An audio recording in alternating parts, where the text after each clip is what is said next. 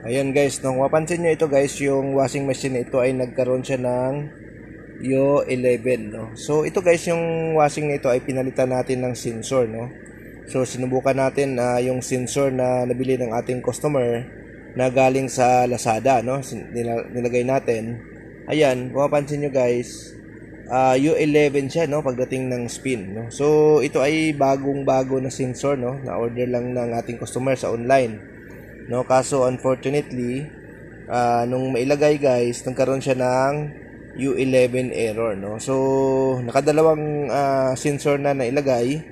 Ang problema ganun pa rin, no. So, kaya pag once na nakabili kayo guys sa online ng sensor, no, na nagkaroon siya ng U11 error, wag kaagad kayo mag-come up guys na board ang problema, no. Kasi ang problema kasi yung mga nabibili natin, no, lalo na sa online, meron mga hindi siya talaga gumagana, no. So may isa din tayong customer na galing ng Pampanga, no, meron din siyang naibiling sensor, no, sa online, same na same, no.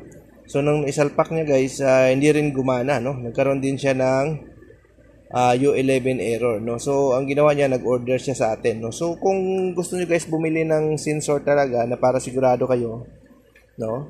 So itong gamitin niyo guys, no, itong sensor na ito, no.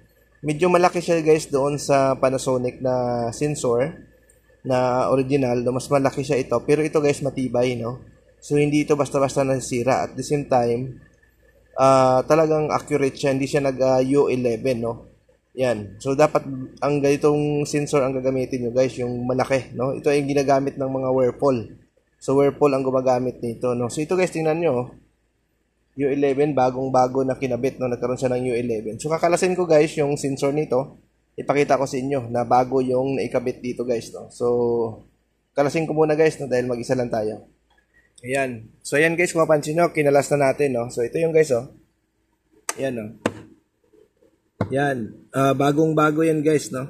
So nagkaroon siya ng error pa rin, no, kahit bago siya guys, no. So pag bumili kayo guys sa online, no, pag nag-U11, hindi ibig sabihin guys na sira na kagad yung board ng inyong washing machine, no. So try nyo ulit bumili ng mga original talaga na sensor, no, or yung sinabi ko na mas malaki ng konti dito guys, no. So ayan, yan guys, bagong-bago yan, papalitan natin yan.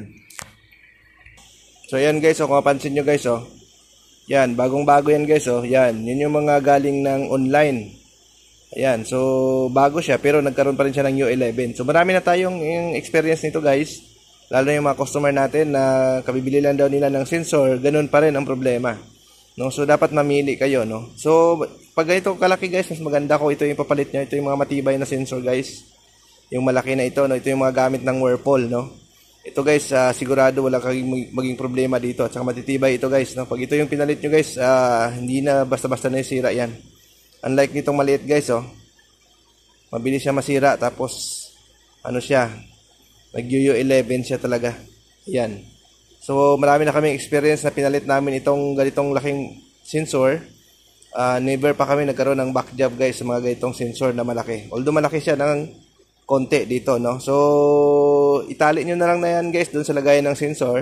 Ang importante lang naman nakakonect yung socket dito saka yung hose dito, no. So hindi na mahalaga kung saan nyo siya ilagay doon, basta nakakonect yung socket at the same time yung hose dito nakakonect, no. So ayan. So yan guys, no, sana makatulong sa inyo yung video na ito, no. Ayan. So nagkakaroon siya ng U11 error kahit bagong-bago na palit. Kaya ang gagawin nyo guys, magbaon kayo lagi ng maraming sensor, no. Kung ang sensor nyo ay galing ng online, no. Kung nabili nyo online ang inyong sensor na dala. Ayan. So okay guys, maraming salamat sa panood. Bye-bye.